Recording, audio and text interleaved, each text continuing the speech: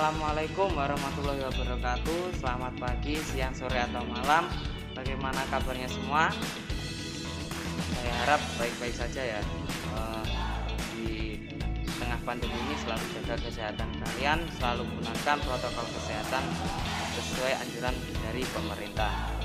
Oke, di pertemuan pertama ini kita akan belajar tentang produk kreatif dan kewirausahaan.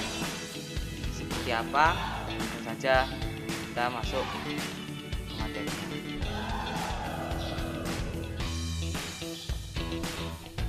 So, kita harus mengenal kompetensi dasar yang kita pelajari hari ini. Yang pertama adalah menganalisis perencanaan produksi massal. Lalu yang kedua ada membuat perencanaan produksi massal. Lanjut. Nah, bisa dilihat sendiri ya. Yang pertama memahami konsep produksi massal dengan teliti. Lalu yang kedua ada menganalisis perencanaan produksi massal dengan teliti. 4.10. Lalu yang kedua membuat tahapan dalam produksi massal. Oke, langsung kita menuju ke materinya setelah melihat yang pertama.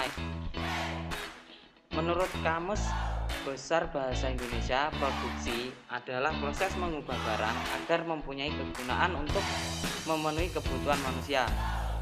Produksi barang merupakan segala kegiatan untuk menciptakan atau menambah guna atas suatu benda yang ditunjukkan untuk memuaskan orang lain melalui pertukaran.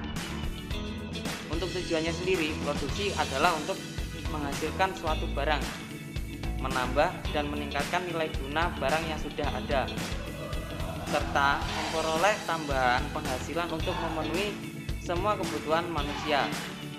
Hasil suatu produk itulah yang didistribusikan dan dikonsumsi oleh masyarakat secara luas. Untuk kata massal sendiri, menurut Kamus Besar Bahasa Indonesia adalah melibatkan kehadiran orang banyak. Produksi massal ini dapat diartikan sebagai produksi yang dibuat dalam jumlah besar yang bermanfaat untuk orang dalam masyarakat secara luas. Perakitan produk dalam jumlah besar ini termasuk ke dalam sebuah produksi massal. Itu selanjutnya ciri produksi massal antara lain. Yang pertama, dunia usaha maupun dunia industri mampu menghasilkan produk dengan biaya yang rendah dan jumlah besar. Lalu ciri-ciri yang kedua adalah mampu menguasai pasar dalam tujuan produksi. Ketiga, produk banyak dijual di pasar bebas. Yang keempat, produk hampir terbuat sama dan tidak ada variasi produk. 5. Persediaan pemenuhan permintaan pada masa tunggu dalam memproduksi produk massal harus segera terpenuhi.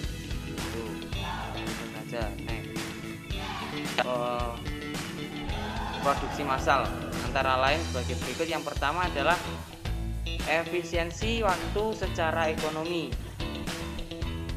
Lalu yang kedua ada hemat biaya, kecilnya keakuratan kesalahan dan keakuratan tinggi.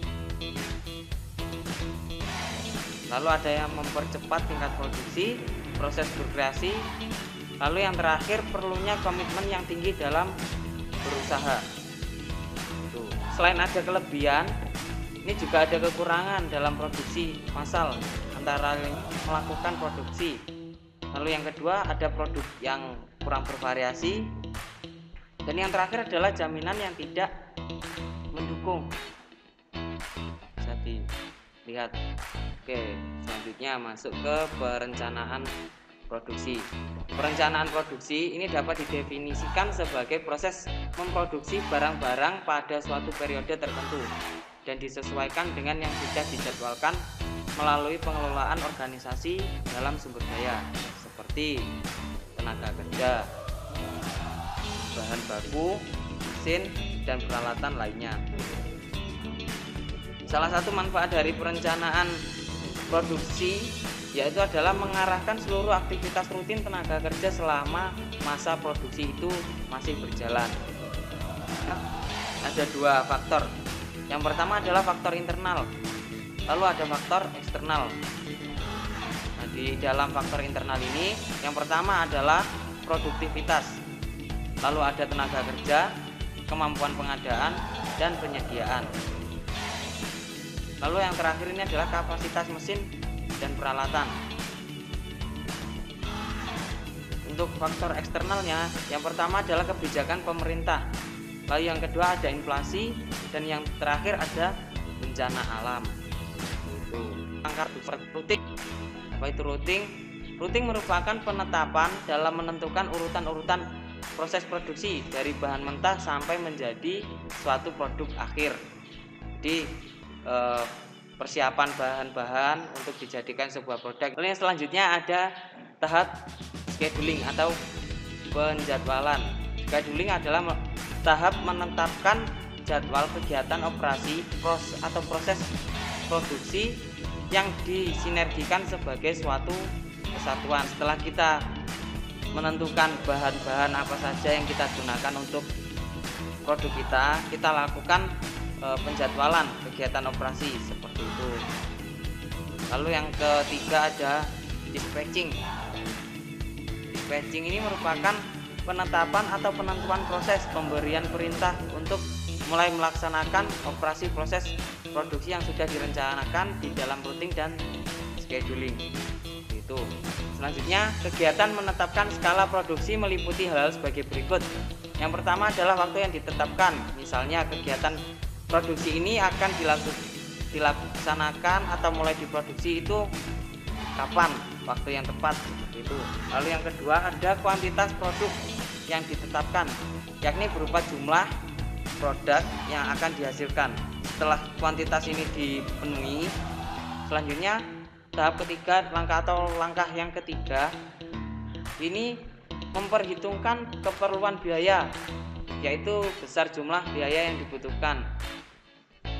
Jadi untuk membuat sebuah produk, setelah kita menentukan waktu, menentukan kuantitas yang kita butuhkan. Yang ketiga ada memperhitungkan keperluan biaya, yaitu besar jumlah biaya yang dibutuhkan. Setelah waktu mulai produksi ditentukan, lalu menentukan kuantitas berapa jumlah produk yang akan kita buat, kita lalu memperhitungkan jumlah biayanya yang dibutuhkan dalam membuat produk tersebut. Lalu yang selanjutnya ada jumlah tenaga. Waktu kita membuat produk itu tenaga kerjanya mungkin kekurangan atau kelebihan. Nah, sebelum melakukan proses produksi itu kita jumlah tenaga yang ditetapkan dan dipekerjakan. Lalu selanjutnya adalah peralatan yang digunakan. Kerja, misalkan kita akan membuat usaha roasting kopi, nah, yang akan mesin roasternya atau mesin sangrainya seperti itu, ini digunakan. Yang terakhir ini adalah persediaan bahan baku yang optimal, bahannya buang sia-sia. Tuh. Pertama ini kita cukup sampai di sini dulu. Saya ucapkan terima kasih dan jangan lupa senyum hari ini. Selalu jaga kesehatan kalian, ikuti protokol kesehatan. Kita ketemu lagi di pertemuan kedua. Saya akhiri, wassalamualaikum warahmatullahi wabarakatuh.